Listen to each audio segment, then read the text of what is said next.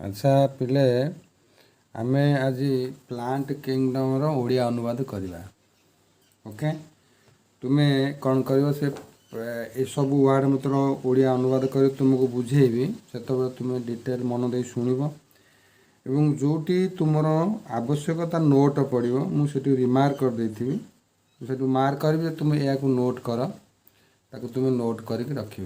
Okay ताला आम बर्तमान चाहे स्टार्ट करवा प्लांट किंगडम।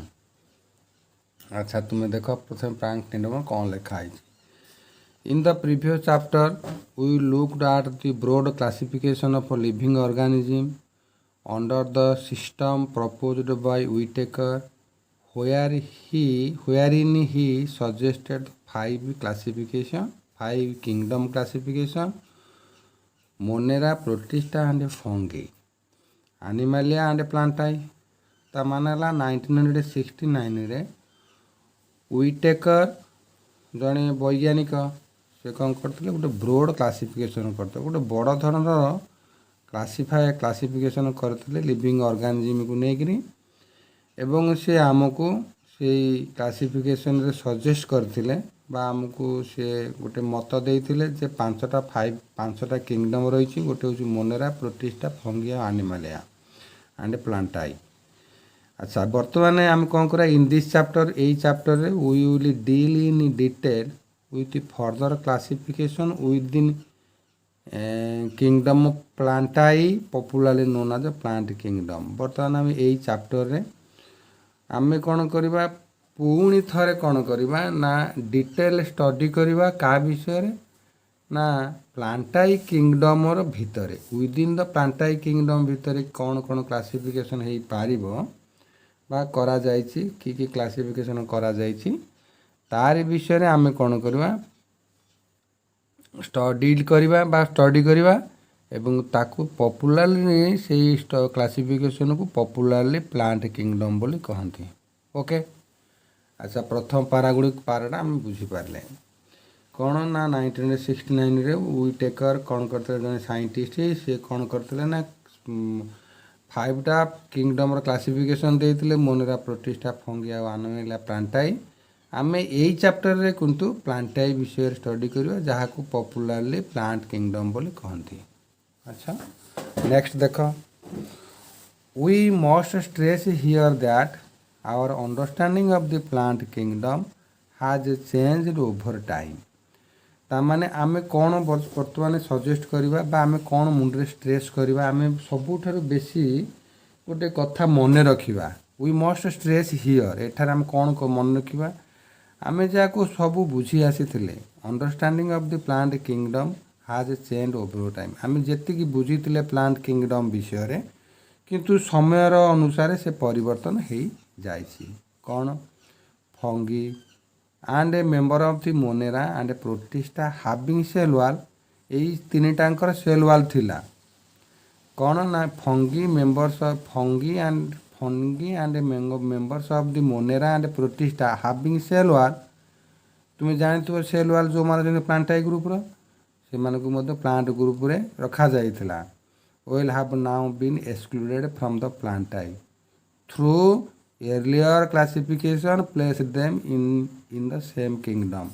किंतु आगो जो क्लासिफिकेशन करा जाइथिला एई मोनेरा, प्रोटिस्टा, फंगी को सेमानकर सेल वॉल थिला एवं सेमानकु से गोटे ग्रुप रे रखा जाइथिला किंतु बर्तमान तांको एक्सक्लूड करा जाइछि सेटु बाद दिया जाइछि।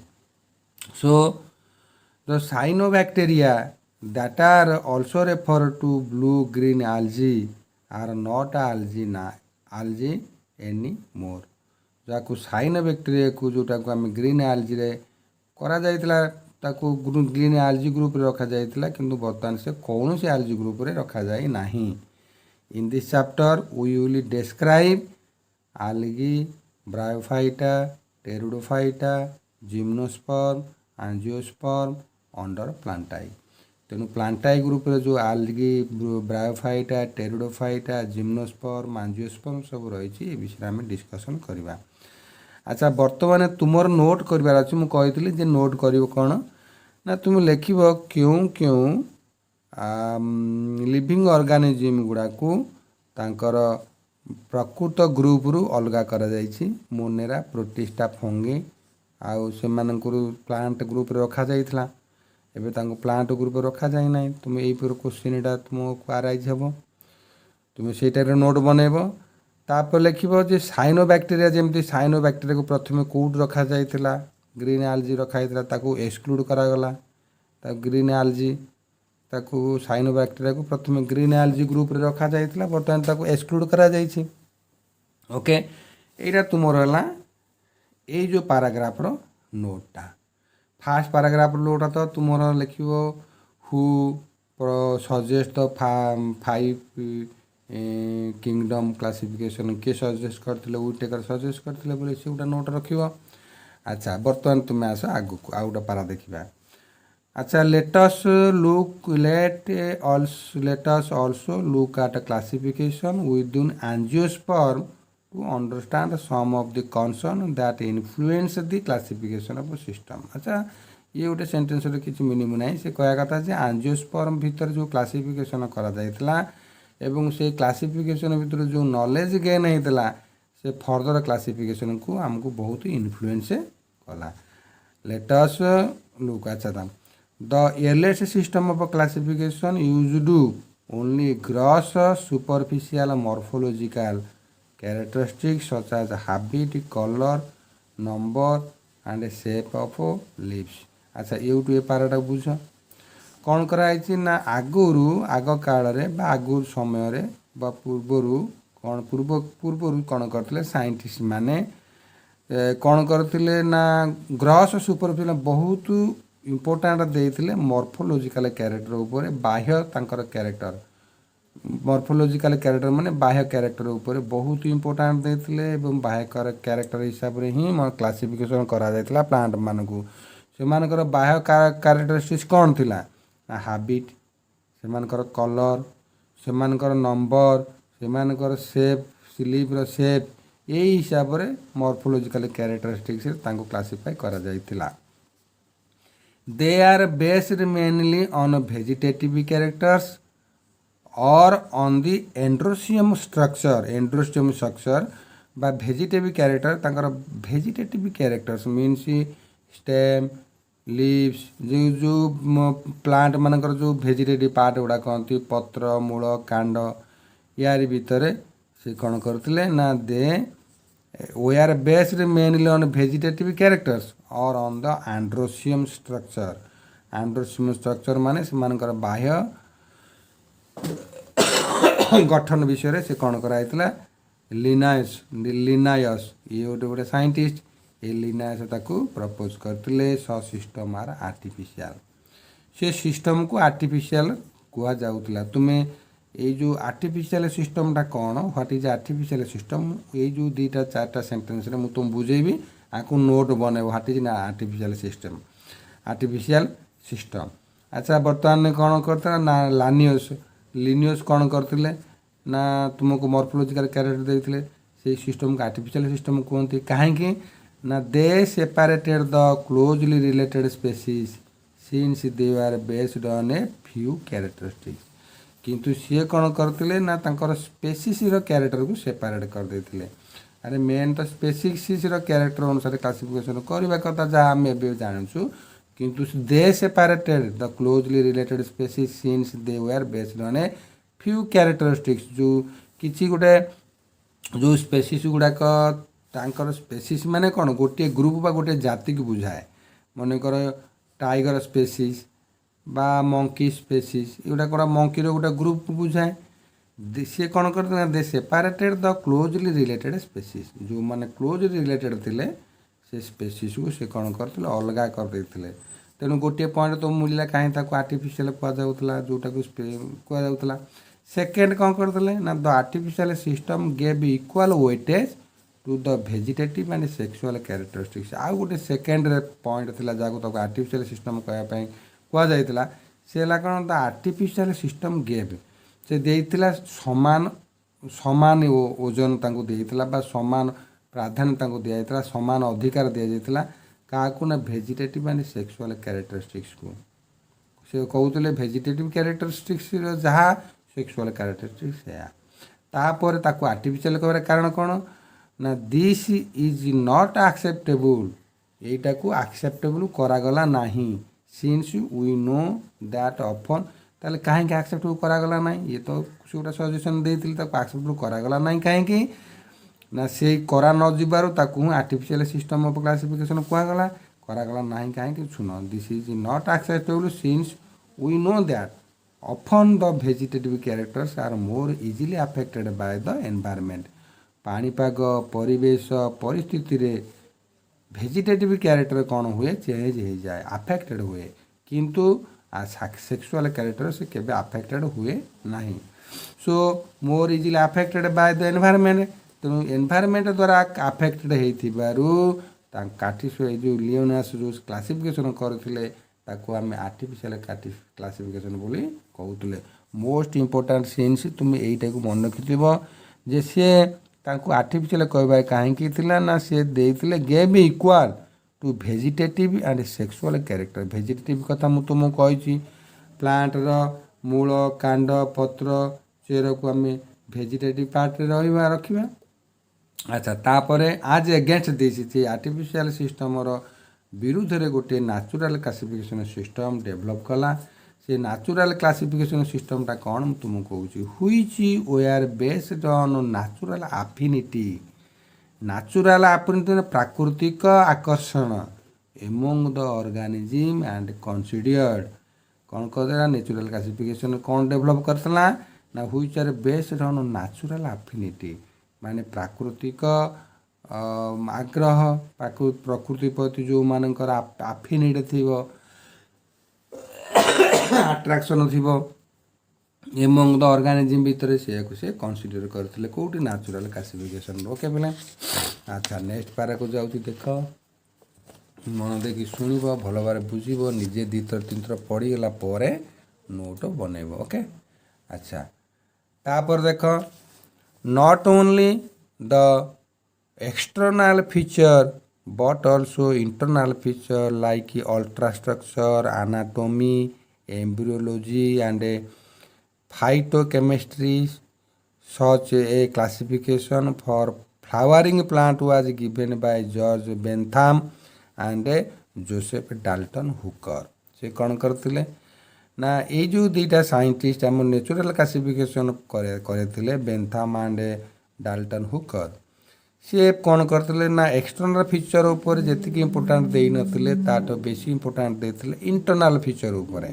माने इंटरनाल फीचर माने प्लांटर प्लांट भितर केमी से कौन केमी गढ़ाई कौन तांकर फीचर गुड़ाक internal feature like ultra structure माने जो बॉडी रे जो ऑर्गन गुड़ाक जो आमर बॉडी जो ऑर्गन हो स्टोमाक हो बा आमर किडनी हो ये सब गुड़ा कौन ना अल्ट्रा स्ट्रक्चर बोली कहती एनाटॉमी सेम फीचर थी डिफरेंट फंक्शन थी एम्ब्रियोलॉजी माने जो सेक्सुअल रिप्रोडक्शन रे जो फीमेल गैमेट बा फीमेल गैमेट आउ मेल गैमेट रो फ्यूजन होतला फ्यूजन होगी जो जाइगोट एम्ब्रियोलॉजी एम्ब्रियो जाइगोट तैयार होतला से जाइगोट रु एम्ब्रियो डेवलपमेंट तो ता विषय रे फोटो केमिस्ट्री माने फाइटो केमिस्ट्री माने आमे आमर जो बॉडी रे हार्मोन अच्छी बा हजम करिवार जो एंजाइम गुड़ाक अच्छी तार विषय मध्य सी बेसी इंपोर्टाट देते such a classification for flowering plant was given by George Bentham and Joseph Dalton तापर देख नेक्स्ट पारा at present phylogenetic classification system based on evolutionary relationship between the various organisms are accepted ये जो phylogenetic classification system करागला वर्तमान जो phylogenetic classification करा जाइछि तुम ये तो क्लासिफिकेशन ताकू से कौन से कराई ना evolutionary relationship between the various organism जो विवर्तनवाद है जो परिवर्तन है प्लांट बॉडी रे जो परिवर्तन है ताको आम इवोल्यूशन कहती तेणु बर्तमान जमी ब्रायोफाइटा टेरिडोफाइटा एम सब इवोल्यूशनरी सिस्टम आलजी रु ब्रायोफाइटा